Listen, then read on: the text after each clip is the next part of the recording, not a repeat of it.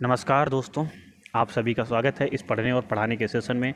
हमारा जो आज का टॉपिक है वो है मुग़ल साम्राज्य का पतन। कि मुग़ल साम्राज्य का पतन कैसे हो रहा है, क्या क्या चीज़ें थीं, कैसे मुग़ल एम्पायर था, क्या था, ये सारी चीज़ों को हम लोग जानेंगे।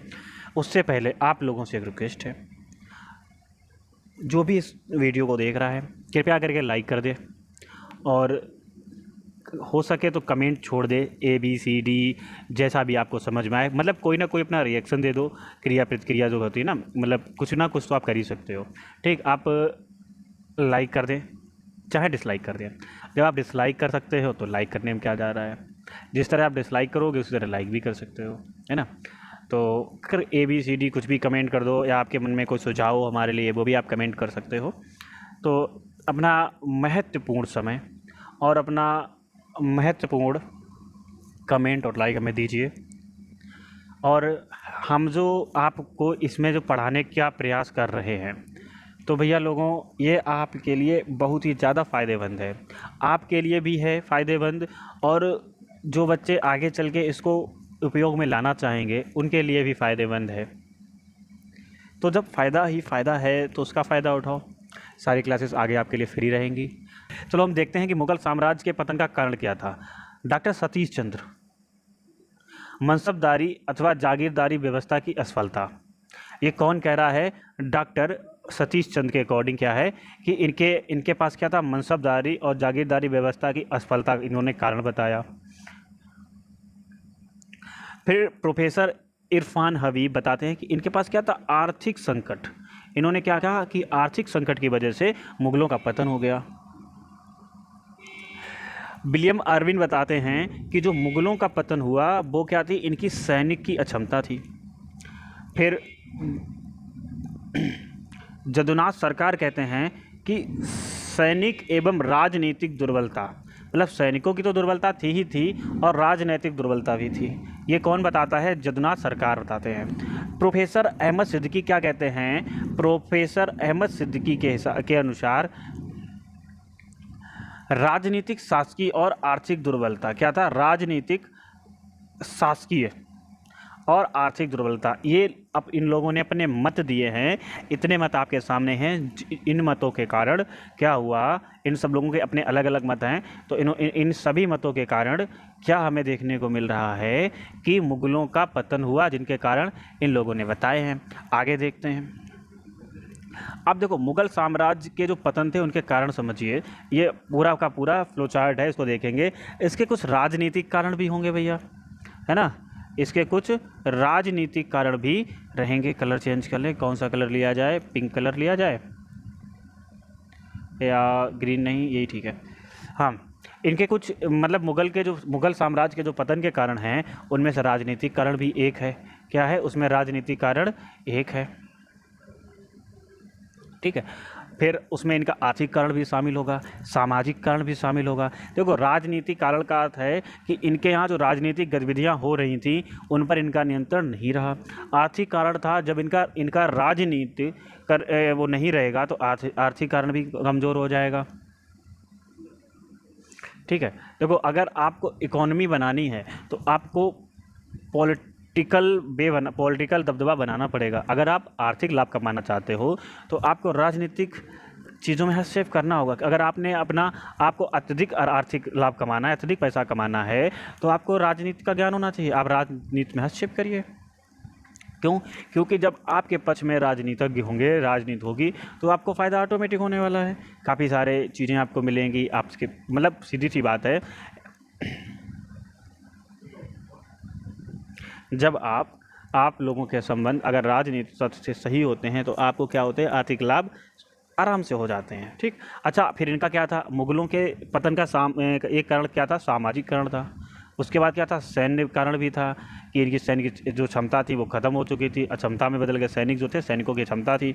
बाह्य आक्रमण और यूरोपीय आगमन क्या था? कि बाहर से जो आक्रमण हो रहे थे वो, और यूरोपियों का आगमन भी इनका एक कारण है। और एक कारण क्या था कि इनका एक धार्मिक कारण भी था, जिसकी वजह से इनका पतन होने को मिलता है। इन्हीं सभी कारणों को हम लोग देखेंगे। तो राजनीतिक कारण कौन कौन से थे जिनकी वजह से मुग़लों का पतन हुआ?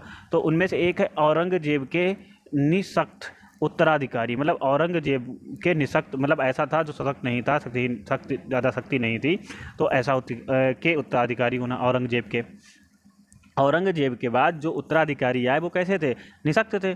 और क्या था, साम्राज्य का बृहद आकार, मतलब साम्राज्य का बहुत बड़ा होना था। एक बहुत बड़े साम्राज्य को चलाने के लिए योग्य शासक की आवश्यकता होती है, और ऐसे शासक आपको नहीं मिले जो पूरे के पूरे साम्राज्य को संभाल पाएँ। तो ये भी बात सही है, इनके राजनीति कारण की वजह से मुगलों का पतन देखने को मिलता है। और क्या था, मुगल जो थे अभिजात वर्ग का पतन हो गया था, दरबार में गुटबंदी होने लगी थी, उत्तराधिकारी का तृतीयपूर्ण नियम था, तृतीयपूर्ण नियम, मराठों का उत्थान हो रहा था, मतलब मराठा जो शक्ति थी वो आगे बढ़ रही थी और मुगल जो थे पीछे होते जा रहे थे। क्षेत्रीय शक्तियों का उदय हो रहा था। तो सीधी सी बात, जब क्षेत्रीय शक्ति अब बढ़ेंगी तो जो राजा है, उसके जो राजनीतिक कारण थे उनमें क्या हो जाएगा, उनका दबदबा कम हो जाएगा। अब दबदबा जब कम हो जाएगा तो शासक सीधी सी बात है योग्य नहीं था जो अपने साम्राज्य को संभाल पाए, तो जिस कारण क्या होगा, साम्राज्य को पतन देखने को मिलता है।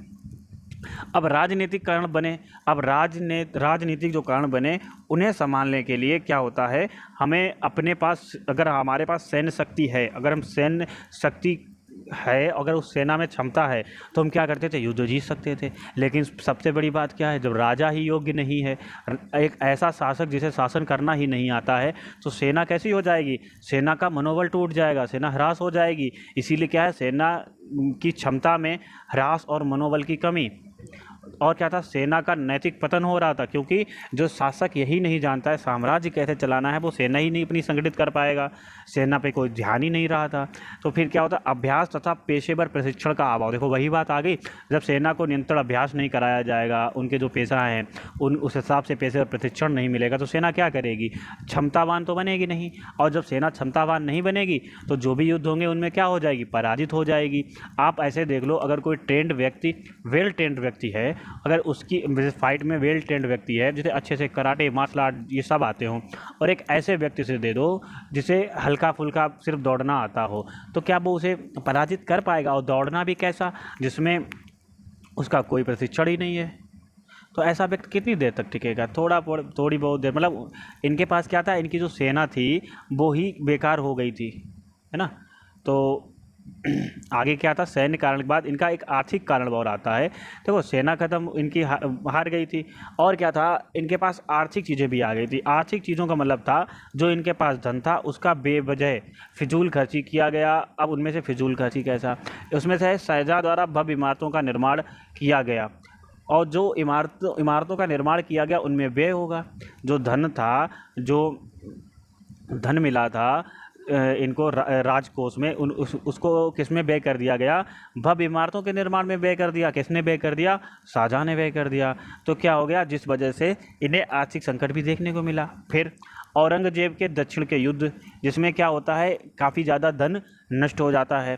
फिर सरकार के राजस्व में विभिन्न कारणों से कमी आ जाना, जो सरकार को राजस्व प्राप्त हो रहे थे उसमें क्या हो रहा था, कमी आ रही थी। हमने अभी कहा, जब एक बड़ा साम्राज्य आप नहीं संभाल पाओगे, जब वो बिखरने लगेगा, तो वहाँ से जो टैक्स मिल रहे थे, वहाँ से जो आपको राजस्व प्राप्त हो रहे थे, उनमें भी तो कमी आएगी। लोग कहेंगे ये बेकार का राजा है, इसे कुछ नहीं आता है, जो साम्राज्य नहीं संभाल पाता उसे हम किस बात का टैक्स दें। ठीक है, तो इस लोगों ने टैक्स दे दिए, तो अधिकारियों ने टैक्स खा लिए। तो इस तरह की चीज़ें भी थीं जो इनके मुगलों के पतन का कारण रही। फिर सामाजिक तथा धार्मिक कारण देखिए क्या होता है जिससे मुगलों का पतन हो रहा है। हिंदुओं पर हो रहे अत्याचार से सामाजिक असंतोष में क्या हो गई थी, वृद्धि हो गई थी। धार्मिक स्वतंत्रता और सहिष्णुता का अभाव था। गैर मुस्लिमों पर कर था और मुस्लिमों पर कोई कर नहीं था। तो बात सीधी क्या थी, लोगों को ये समझ में आ गया था और आ भी रहा था कि भैया ये सिर्फ अपने समाज को लेके चलने वाले हैं, अपने मुस्लिमों को देखते हैं, और जो और धर्म हैं, मुस्लिम, जैन, ईसाई, यहूदी, पारसी, है ना, इन पे कोई ध्यान ही नहीं है। तो जितने भी गैर मुस्लिम थे उन पर ये क्या लगा रहे थे, कर लगा रहे थे। मुस्लिमों पर ज़्यादा कर नहीं थे, देखा जाए तो ना के बराबर करते।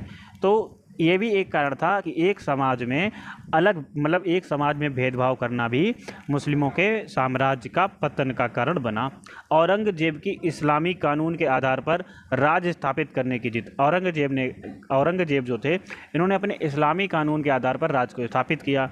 और क्या था, उसी राज्य को स्थापित करने मतलब ज़्यादा ज़्यादा अपने इस्लाम को थोपने की जो जिद थी वो लोगों के मन में घर कर गई थी। अब ये बताओ, कोई व्यक्ति आपसे ज़बरदस्ती कहे कि भैया आप कोई दूसरा धर्म का ये बोले कि आप हमारे धर्म के बारे में ऐसा करो ज़बरदस्ती, तो आप क्या करोगे? हो सकता है वो आपके सर पे बंदूक रख दे तो आप कह दो मजबूरी में, लेकिन आपकी आत्मा नहीं स्वीकारेगी। जिस दिन वक्त मिलेगा आप उसका बदला लेंगे। ठीक है, तो ये क्या थे? ये सामाजिक कारण थे और ऐसे ही धार्मिक कारण भी थे जिनकी वजह से मुगलों के साम्राज्य का पतन हुआ। अब क्या था कि बाह्य आक्रमण हो रहे थे और यूरोपीय कंपनियों का मतलब यूरोपियों का आगमन जो था उसकी वजह से भी क्या हो रहा था, मुस्लिमों का जो साम्राज्य था उनका पतन हो रहा था, मुस्लिम साम्राज्य का। सॉरी, क्षमा चाहते हैं। 1739 में नादिर शाह का आक्रमण होता है मुस्लिमों पे। फिर क्या होता है, इसी आक्रमण से काफ़ी क्षति पहुंचती है। फिर यूरोपीय कंपनियों द्वारा अपनी जो उनकी जो पकड़ थी यूरोपीय कंपनियों की, उन्होंने क्या कर ली, अपनी पकड़ राजनीति में मजबूत कर ली। अब जब उन्होंने क्या किया, यूरोपीय कंपनियों ने पहले खूब सारा पैसा कमाया। जब उन्होंने खूब सारा पैसा कमा लिया तो उन्होंने देखा कि हम अगर ऐसे ही पैसा कमाना चाहते हैं तो हमें राजनीति में क्या करना होगा, हस्तक्षेप करना होगा। तो उन्होंने क्या किया, यूरोपीय कंपनियों ने अपनी राजनीतिक जो पकड़ें थी उनको क्या किया, मजबूत करने का काम किया। और जब मजबूत कर लिया तो सीधी सी बात है भैया, जब वो मजबूत होंगे तो दूसरे को कमज़ोर करने के बारे में सोचेंगे। अच्छा, फिर उसके बाद देखो, जब मुग़लों का पतन हो गया, फिर क्या होता है, जब मुग़लों का पतन हुआ तब उसके परिणाम क्या हुए? मुग़लों के पतन के बाद देखो, जब तक मुग़ल थे तब तक भारत, और मुग़लों के साम्राज्य का विनाश हो जाने के बाद क्या होता है कि ब्रिटिश शासन के द्वार जो थे भारत में पूर्णतः खुल गए थे। क्या हो गए थे? ब्रिटिश शासन जो था अब पूर्ण तरह से अपनी मनमानी भारत में कर सकता था। उसके लिए क्या थे, सारे जो द्वार थे वो खुल गए थे।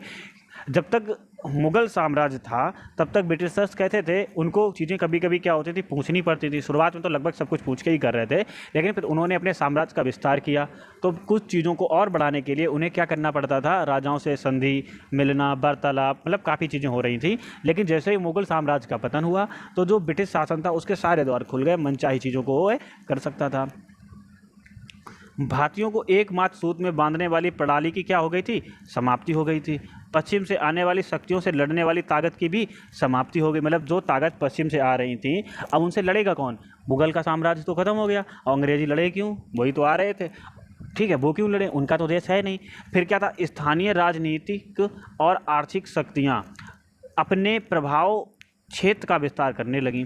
मतलब अब जो चीज़ें थीं वो अपने अपने में सिमट गईं। कैसी थी? जो स्थानीय राजनीतिक लोग थे और जो आर्थिक शक्तियाँ थीं वो सिर्फ अपने अपने क्षेत्र तक सीमित हो गईं, और क्या चाहती थी, सिर्फ अपने क्षेत्र का विस्तार करना चाहती थी, ना कि किसी और के क्षेत्र से विस्तार, ना कि किसी मतलब संपूर्ण देश के बारे में वो नहीं सोच रही थी। सिर्फ यही सोच रही थी कि किस तरह उनके खुद के क्षेत्र का विस्तार हो। और क्या था, रियासतों का स्वतंत्र हो जाना भी मुग़लों के पतन का परिणाम था। जब मुग़लों का पतन हो गया तो जो रियासतें मुग़ल साम्राज्य के अधीन थीं वो भी कैसी हो गई, स्वतंत्र हो गई। ठीक है, तो भैया आप लोगों का धन्यवाद, आप लोगों ने इस वीडियो को देखा, और अगर हो सके तो कमेंट कर दीजिए।